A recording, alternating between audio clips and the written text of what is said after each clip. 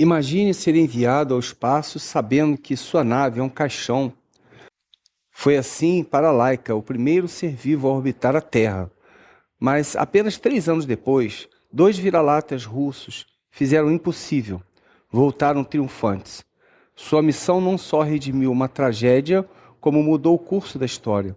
E que no final dessa história deixou um legado fofo que aqueceu o coração da Guerra Fria. O nome Laika ainda pesa como uma sombra sobre os primórdios da conquista espacial. Em novembro de 1957, a pequena cadela capturada nas ruas de Moscou tornou-se um ícone involuntário a bordo do Sputnik 2. Ela foi o primeiro ser vivo a orbitar o nosso planeta, um feito monumental que ecoou como um trovão pelo mundo, consolidando a liderança soviética na corrida espacial. Mas o triunfo tecnológico veio manchado por uma verdade brutal e angustiante. Laika estava condenada desde o início. A tecnologia para um retorno seguro simplesmente não existia. Seu sacrifício foi planejado num voo só de ida para o vácuo estelar.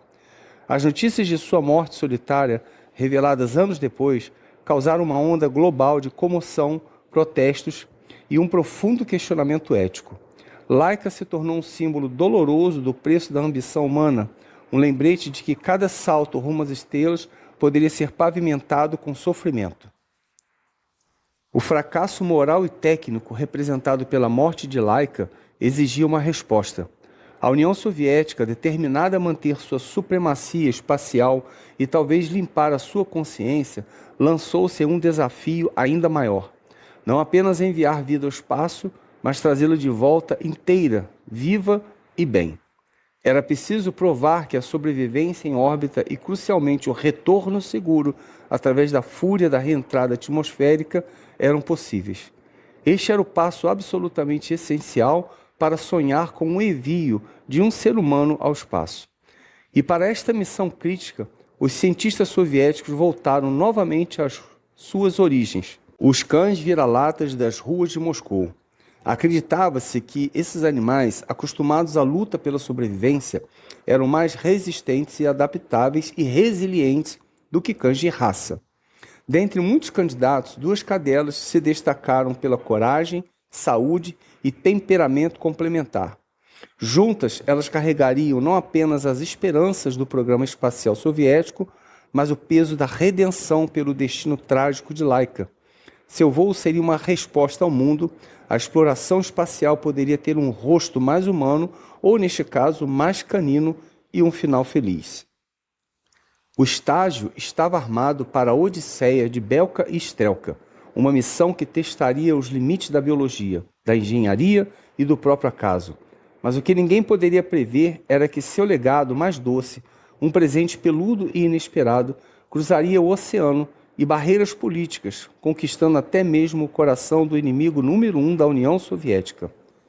Determinados a superar essa tragédia e provar que era possível enviar vida ao espaço e trazê-la de volta em segurança, os cientistas soviéticos do programa espacial redobraram seus esforços.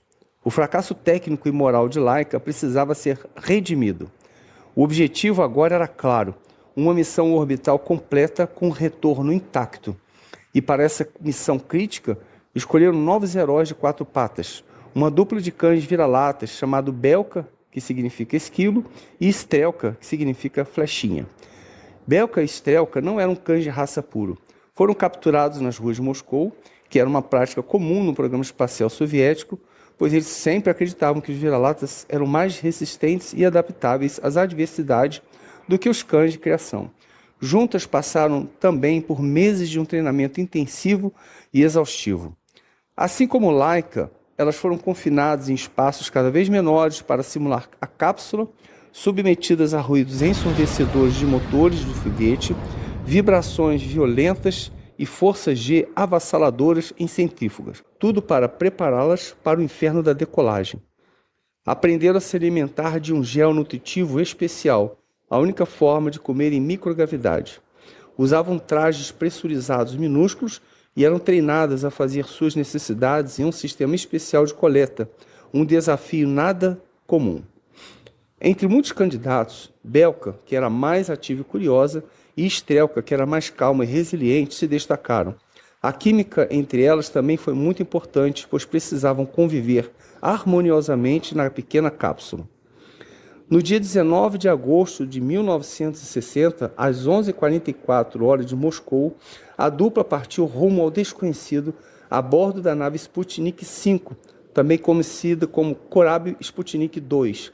Junto com elas viajavam um coelho, 40 camundongos, 2 ratos, várias moscas das frutas, plantas, fungos e sementes. A presença dessa verdadeira mini Arca de Noé na missão da Sputnik V, ao lado de Belka e Strelka, não foi um acaso nem um capricho. Cada um desses organismos foi cuidadosamente selecionado e tinha um objetivo científico crucial no contexto da corrida espacial. Era uma estratégia inteligente e econômica para maximizar as informações obtidas em uma única missão de alto risco. Essas informações foram fundamentais para provar a viabilidade do voo espacial humano e direcionar o desenvolvimento de tecnologias e protocolos de segurança para a histórica viagem de Yuri Gagarin, que ocorreria menos de um ano depois. Belka e Strelka foram as heroínas visíveis, mas sua jornada foi sustentada pela ciência obtida de todos os seus pequenos companheiros de viagem. A missão foi uma verdadeira montanha-russa de emoções.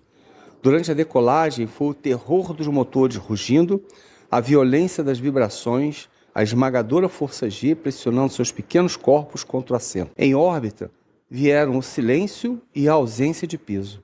A Terra, um majestoso globo azul, vista mais uma vez por olhos caninos. Câmeras dentro da cápsula registraram Belka e Strelka flutuando, tentando se orientar naquele ambiente estranho. Belka, em particular, ficou visivelmente agitada durante a 4ª órbita.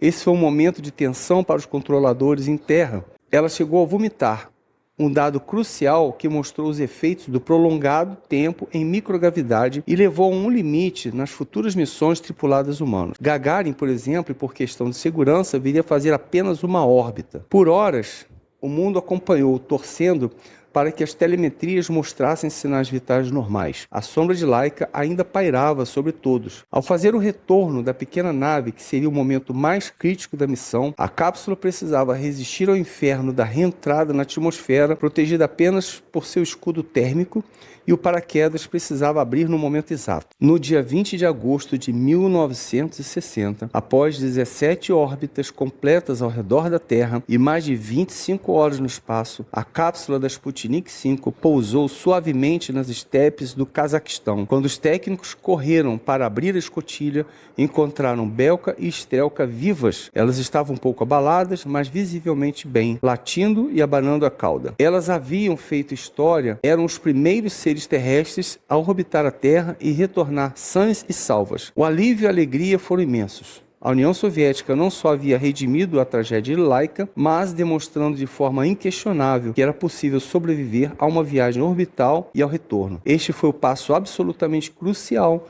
que abriu as portas para o voo de Yuri Gagarin, o primeiro humano no espaço, menos de 8 meses depois. Mas a história de Belka e Strelka não terminou com seu pouso triunfal. Elas se tornaram celebridades internacionais, estampando selos, cartazes e até desenhos animados soviéticos. Viveram vidas longas e confortáveis no Instituto de Medicina Aeronáutica e Espacial, sendo estudadas e celebradas. Agora aqui vem a revelação final e verdadeiramente incrível no sentido mais literal e surpreendente. Strelka teve filhotes. Poucos meses após seu retorno heróico, ela deu à luz uma ninhada saudável de 6 filhotes. A notícia correu o mundo, provando de forma concreta que a viagem espacial não afetara sua capacidade reprodutiva, outra preocupação vital para as futuras missões humanas de longa duração. E aqui está o fato mais surpreendente e emocionante. Um dos filhotes de Strelka, uma adorável cachorrinha chamada Pushinka, que em russo significa fofinha, foi presenteada pessoalmente ao presidente dos Estados Unidos,